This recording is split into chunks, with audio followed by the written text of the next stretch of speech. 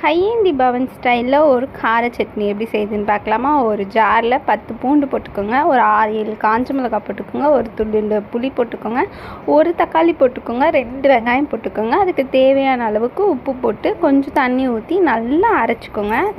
இது வந்து கொஞ்சம் குறைப்பாக இருந்தால் கூட நல்லா தான் இருக்கும் டேஸ்ட்டாக.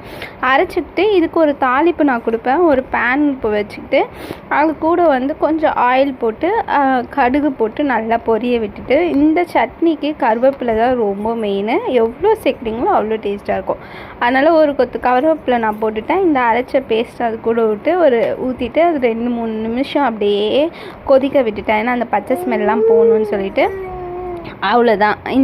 இந்த ஸ்மெல் பச்சை ஸ்மெல்லாம் கொதிச்சக்கப்புறம் தோசை, இட்லி அது கூடலாம் சேர்ந்து சாப்பிட்றதுக்கு ரொம்ப டேஸ்ட்டாக இருக்கும். நிறைய பேர் பார்க்குறீங்க, ஆனால் சப்ஸ்கிரைப் பண்ணாமே பார்க்குறீங்க.